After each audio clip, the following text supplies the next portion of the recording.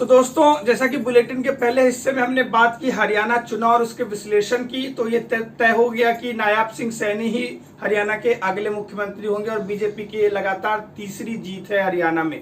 तो चलिए, हरियाणा के बाद हम रुख करते हैं जम्मू एंड कश्मीर की। जैसा कि आप सभी को मालूम है कि जम्मू एंड कश्मीर को 2019 में भारत सरकार ने जो वहां से 370 की धारा थी स्पेशल राज्य के स्टेटस की, उसको समाप्त कर दिया भारतीय संसद ने, और 35A को भी समाप्त कर दिया। तो उसके बाद से वहां पर केंद्रीय शासन था, वहां उपराज्यपाल वहां की कानून व्यवस्था और पूरे राज्य को संभाल रहे थे, वहां पर किसी पार्टी की सरकार नहीं थी।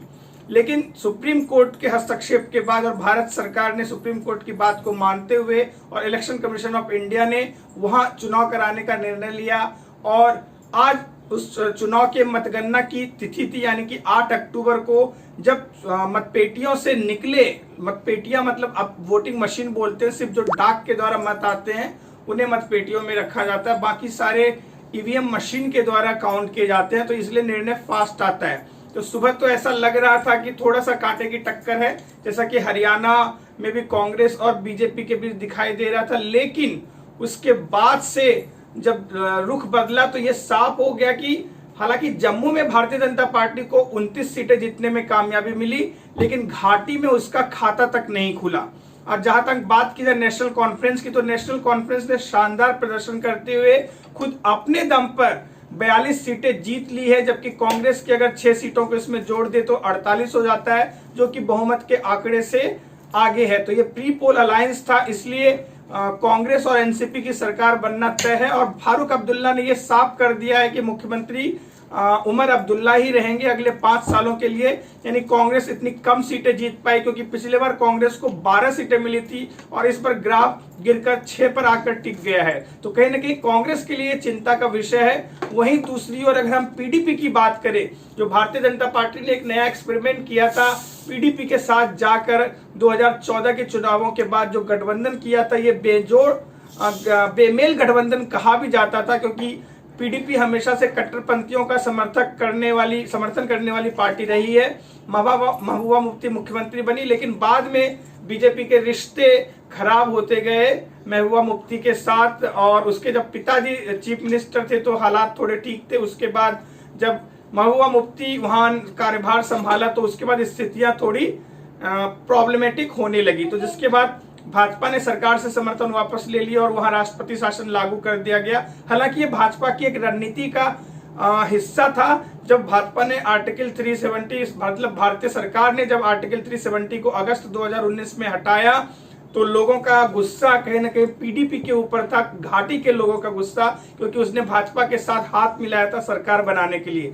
तो ये साफ हो गया था कि पीडीपी को इसका खामियाजा घाटी में भुगतना पड़ेगा, इसलिए पीडीपी का ग्राफ गिरकर 3 पर आ गया है। जहां तक हम चुनाव नतीजों की बात करें, बाकी लगभग 8 सीटों पर निर्दलीय ने चुनाव जीता है और अन्य दलों के खाते में 2 सीटें गई हैं। तो कश्मीर की स्थिति ये है कि कांग्रेस और एनसीपी मिलाकर के 48 सीटें, भाजपा को 29 सीटें, पीडीपी के खाते में 3 सीटें, और जो अन्य पार्टियां हैं और जो निर्दलीय है उनके खाते में 8 और 2 सीटें क्रमशः मिली है। तो ये तो रहे कश्मीर की बात, लेकिन सत्ता समीकरण क्या होने वाला है, तो इस पर फारूक अब्दुल्ला ने साफ कर दिया कि मुख्यमंत्री हर हाल में उमर अब्दुल्ला ही होंगे अगले 5 सालों के लिए।